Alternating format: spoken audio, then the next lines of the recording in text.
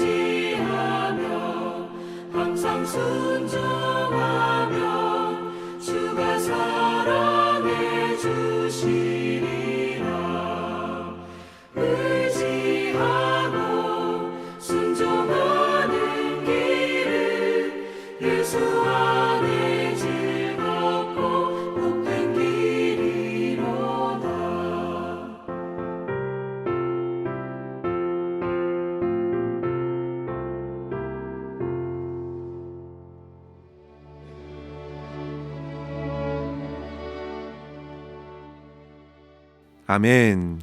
오늘 함께 나눌 말씀은 욥기 36장 1절에서 15절까지의 말씀입니다. 엘리후가 말을 이어 이르되 나를 잠깐 용납하라. 내가 그대에게 보이리니 이는 내가 하나님을 위하여 아직도 할 말이 있음이라. 내가 먼 데서 지식을 얻고 나를 지으신 이에게 의를 돌려보내리라. 진실로 내 말은 거짓이 아니라 온전한 지식을 가진 이가 그대와 함께 있느니라. 하나님은 능하시나 아무도 멸시하지 아니하시며 그의 지혜가 무궁하사 악인을 살려두지 아니하시며 고난받는 자에게 공의를 베푸시며 그의 눈을 의인에게서 떼지 아니하시고 그를 왕들과 함께 왕자에 앉히사 영원토록 존귀하게 하시며 혹시 그들이 족소에 매이거나 환난의 줄에 얽혔으면 그들의 소행과 악행과 자신들의 교만한 행위를 알게 하시고 그들의 귀를 열어 교훈을 듣게 하시며 명하여 죄악에서 돌이키게 하시나니 만일 그들이 순종하여 섬기면 형통한 날을 보내며 즐거운 해를 지낼 것이요 만일 그들이 순종하지 아니하면 칼에 망하며 지식 없이 죽을 것이니라. 마음이 경건하지 아니한 자들은 분노를 쌓으며 하나님이 속박할지라도 도움을 구하지 아니하나니 그들의 몸은 젊어서 죽으며 그들의 생명은 남창과 함께 있도다. 하나님은 곤고한 자를 그 곤고에서 구원하시며 학대당할 즈음에 그의 귀를 여시나니. 아멘. 오늘 본문을 시작으로 해서 37장까지 우리는 엘리후의 네 번째 변론을 듣게 됩니다. 엘리후는 이번 변론을 통해서 욥과 세 친구들에게 여전히 하나님은 의로우시다 선포하고 있습니다. 사실 욥은 그에게 갑자기 찾아온 고난으로 얼마나 힘겨웠습니까? 욥기 3장 1절에 보시면 욥은 자기의 생일을 저주하면서 깊은 고난에 처한 자신의 삶을 한탄하였습니다.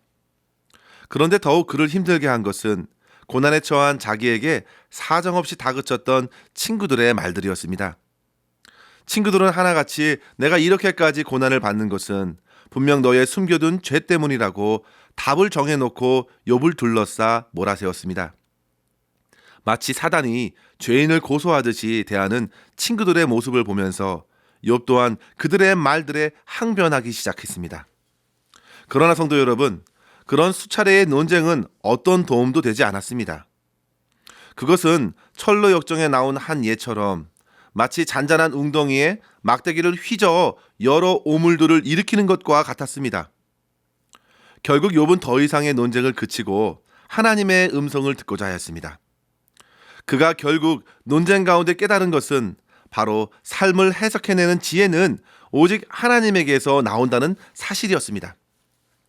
우리가 욥기의 주제 말씀이라 배웠던 욥기 28장 28절을 다시 한번 생각해 보십시오. 또 사람에게 말씀하셨도다. 보라, 주를 경외함이 지혜요 악을 떠남이 명철이니라 했습니다. 이 말씀으로 욥은 과거와 지금의 상황을 주 앞에서 회상하고 더 이상의 말을 그치고 하나님의 판단 앞에 기다렸습니다. 그런데 어떻습니까? 하나님의 음성 이전에 엘리후가 갑자기 등장하여 욥과 세 친구들의 대화를 환기시켜주는 것입니다. 엘리후는 본문 2절의 말씀대로 하나님을 위하여 할 말이 남아있다 합니다. 3절에 이 지식은 나를 지으신 이에게 의를 돌려보내기 위함이라 했는데요. 사랑하는 성도 여러분, 하나님의 공의는 시간이 지나도 상황이 바뀌어도 항상 옳습니다. 하나님의 공의는 선하고 아름다우신 하나님의 성품으로 세상에 펼쳐져 하나님의 통치 안에 드러나 있습니다.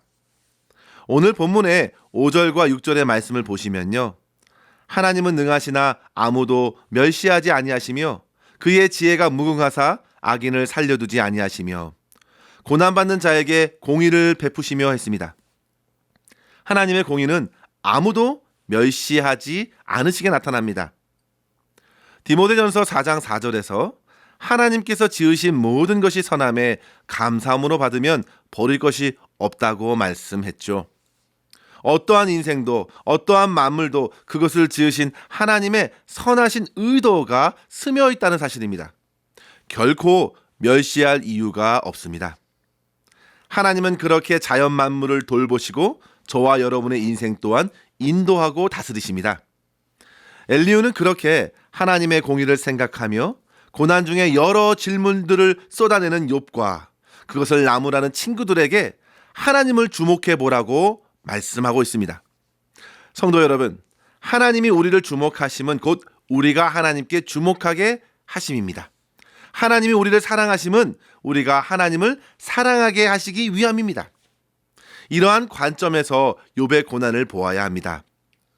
하나님께서 의롭다 인정을 받았던 욥의 고난을 허락하심은 곧 우리로 하여금 하나님의 고난, 그리스도의 고난을 보게 하시기 위함이고, 그리고 고난을 통과하기 전에 결코 얻을 수 없는 유익이 있다는 사실을 몸소 체험하게 하시기 원하신 것이죠. 히브리서 11장에 보시면요. 믿음의 선진들의 모습의 대부분이 어떻습니까? 고난의 삶이었습니다. 가장 먼저 언급된 아벨을 생각해 보십시오. 그는 의로운 제사를 지내고도 고난을 받고 순교하였습니다. 삶의 여건과 환경에 따라서가 아니라 오로지 그들은 그리스도를 위하여 수모를 견디었고 고난을 감내하였습니다. 히브리서 기자는 그렇게 여러 믿음의 선진들의 고난을 소개한 이후에 바로 히브리서 12장 2절에 이렇게 선언합니다. 믿음의 주요 온전케 하시는 이인 예수를 바라보자. 그는 그 앞에 있는 기쁨을 위해 십자가를 참으사 부끄러움을 개의치 아니하시더니 하나님 보좌 우편에 앉으셨느니라. 아멘. 사랑하는 성도 여러분, 욥의 고난도 우리의 삶의 고난도 그렇습니다. 우리로 하여금 하나님께 더욱 주목하게 합니다. 그리스도의 고난을 더욱 의지하여 고난이 찾아오기 전에는 깨달을 수 없었던 영적인 유익을 누리게 됩니다. 오늘 본문에서 우리는 엘리후가 전하는 고난의 두 가지의 유익을 이 시간 함께 나누면서 함께 도전을 얻기를 소망합니다. 첫 번째로 성도 여러분, 고난을 통해서 우리는 더욱 주님께 순종함을 배우게 됩니다. 오늘 본문 6절에서 분명히 확인할 수 있는 것이 있는데요. 하나님께서 악인을 벌하시는 분이시며 고난받는 자에게는 공의를 베푸신다는 사실이죠. 하나님께서는 고난받는 자를 결코 멸시하지 않으십니다. 그러면서 하나님의 눈은 어디를 향한다 하였습니까? 7절에 보십시오. 그의 눈을 의인에게서 떼지 아니하시고 했습니다. 그러니까 하나님께서는 지금 의인의 고난에 특별한 관심을 두신다는 것입니다. 고난이 단지 그의 죄악 때문에 주어지는 것이 아닙니다. 본문에서처럼 얼마든지 주변의 악인에 이끌려 고난받는 무고한 이들이 있을 수 있습니다. 그러나 하나님께서는 그것을 허락하셨습니다. 성도 여러분, 욥의 고난이 언제 시작되었습니까? 바로 사탄의 질투였고 의심으로 시작되었습니다. 사탄은 욥의 신앙의 바닥을 확인하고 싶었습니다. 하나님을 그렇게 순수하게 믿을 수 없다는 생각으로 하나님의 허락을 받아내었습니다. 하나님의 허락하신 이유가 무엇일까요? 바로 악한 사단의 생각을 꺾기 위함입니다. 욥은 고난 속에서도 하나님을 찬양하였습니다. 그리고 고난 앞에 여러 생각이 들었지만 결국 하나님께 엎드립니다. 성도 여러분, 하나님께서 고난을 허락하심은 반드시 하나님의 선하고 아름다운 뜻이 있습니다. 악한 자에게는 더 큰 심판을 내리시고 공고한 자에게는 더 하나님께 나아가 깨닫는 은혜를 더하십니다. 특별히 엘리후는 의인의 고난을 생각하면서 9절에 보시면요, 혹시 그들이 행한 것 중 교만한 것은 없는지 돌아보게 한다 했습니다. 10절에는 보시면요, 그들의 귀를 열어 교훈을 듣게 하십니다. C.S. 루이스가 고통의 문제라는 책에서 하나님의 메가폰으로서 고통이 혹독한 도구가 된다 했습니다. 고통은 그렇게 인생을 깨웁니다. 그렇게 사람을 가렸던 베일을 벗겨내고 하나님께 돌이키게 합니다. 때로는 무언가 꽉 쥐고 있는 손을 펴게 하셔서 다른 것, 좋은 것을 손에 쥐어주기 위해서 고통을 허락하신다고도 했습니다. 엘리후는 고난을 통해서 진정한 순종으로 돌이키기 위함이고, 혹 그렇지 않고 순종하지 않으면 더욱 하나님의 심판에 처하게 될 뿐이라고 경고하고 있습니다. 이런 사람들은 자기 신세를 한탄하고 하나님을 더욱 원망하며 등지게 되는 것이죠. 사랑하는 성도 여러분, 지금 고난의 때에 우리는 자신을 돌아보고 반성하고 어디에서 떨어졌는지 생각하고 하나님께로 돌이켜야 합니다. 그리고 주님만 사랑하는 믿음으로써 순종의 길을 걸어가야 합니다. 우리 주 예수님께서도 히브리서 5장 9절에서 말한 것처럼 고난으로 순종함을 배워서 온전하게 되셨다 하였는데요. 여기서 배운다 할 때에 예수님께서 불완전하시다는 것이 아니라 순종을 몸에 체득한다는 의미이죠. 고난이 없이 순종의 정도를 체득할 수 없습니다. 우리 주님께서도 배우셨고 주님을 따르던 제자들도 오늘날 성도들도 고난을 통해 순종함을 배워 온전함에 이르게 됩니다. 그렇게 하나님께서는 아버지가 자녀에게 징계하듯 훈련하듯 고통의 과정을 허락하시고 선한 열매를 얻게 하십니다. 사랑하는 성도 여러분, 오늘의 고난을 그런 영적인 유익으로 받아낼 수 있기를 소망합니다. 하나님께서는 욥이 더욱 정금같이 순종하는 사람으로 단련하고자 하셨고, 욥은 그렇게 고난 속에서 인내로서 순전함을 지킬 수 있었습니다. 따라서 우리에게 오는 모든 고난의 환경에도 끝까지 이를 통해 변화와 성숙을 이루어 가시는 선하신 하나님을 바라보시고, 고난 속에서도 정결한 믿음과 순종으로 하나님의 풍성한 회복을 누리실 수 있기를 주의 이름으로 간절히 축원합니다. 둘째로 성도 여러분, 우리는 고난을 통해서 더욱 하나님의 사랑과 능력을 구하게 된다는 사실을 깨달아야 합니다. 고난을 이기는 힘은 결코 우리에게 있지 않습니다. 바울은 빌립보서 4장 13절에 이렇게 고백합니다. 내게 능력 주시는 자 안에서 내가 모든 것을 할 수 있느니라. 그에게 주어진 능력은 고난에도 주님을 고백하는 능력이었습니다. 그것은 자족의 능력입니다. 어떤 상황에서도 믿음으로 감당할 수 있는 능력으로 나타났습니다.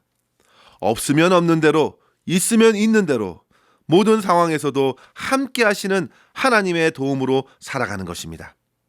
그래서 바울은 고린도 후서에서도 자기의 육체의 약함을 놓고 3번을 간구하였으나 오히려 그 약함을 머물게 하시는 하나님의 음성을 듣게 되었다고 고백한 것입니다. 고린도후서 12장 9절에 보시면요, 내 은혜가 내게 족하도다. 이는 내 능력이 약한 데서 온전하여 짐이니라 하신지라. 아멘. 고통 중에 이런 음성을 듣고서 바울은 기뻐하였고, 오히려 그의 여러 약한 것들을 자랑하면서 그리스도의 능력을 누렸습니다. 그러면서 10절에 이렇게 고백하지요. 그러므로 내가 그리스도를 위하여 약한 것들과 능력과 궁핍과 박해와 곤고를 기뻐하노니 이는 내가 약한 그때에 강함이라. 성도 여러분, 고난 가운데 하나님의 능력을 더욱 굳게 붙드는 것입니다. 그런데 본문 13절에 보시면요, 그런 고난 속에서도 마음이 경건하지 않는 자들은 오히려 분노를 쌓는다 하였습니다. 불의한 자들은 끝까지 하나님을 구하지 않습니다. 간구하지 않고 오로지 원망하다가 스스로 더욱 멸망의 길로 내다름질칩니다. 성도 여러분, 히브리서 3장에 보시면요, 너희가 고난의 시험을 통과할 때에 마음을 완고하게 하지 말라 하였습니다.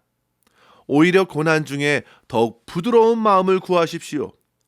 어려움 중에 주님의 도움을 간절히 찾아야 합니다.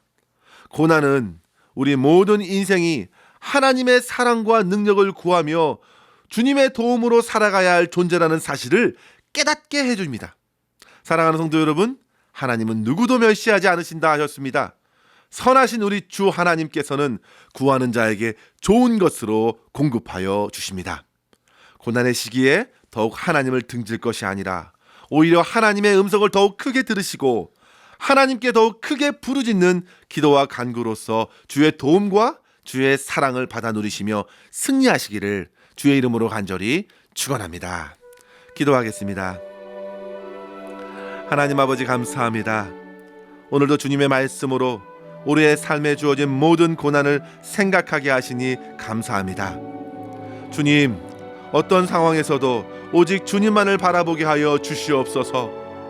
우리를 주님의 자녀로 불러주신 아버지께서는 참으로 선하고 자비하심을 의심치 말게 하여 주시며, 고난을 바라보는 세상의 시선이 아니라 하나님 말씀 안에서 답을 얻게 하셔서 고난의 때에 주님과 같이 순종함을 배우며 믿음이 더욱 견고해지도록 우리의 심령을 붙들어 주시옵소서. 무엇보다도 모든 상황에서 힘과 능력 되시는 하나님만을 의지하게 하시고 부르짖고 간구하는 심령에 항상 좋은 것을 채워주시는 주님을 힘입고 늘 감사하며 주님을 찬양하는 삶을 오늘도 힘있게 살아갈 수 있도록 인도하여 주시옵소서. 모든 것 우리 주님의 손에 의탁하옵고 우리 구주 예수님의 이름으로 간절히 기도하옵나이다. 아멘. 사랑하는 성도 여러분, 오늘도 주 안에서 승리하시기를 바랍니다. 감사합니다.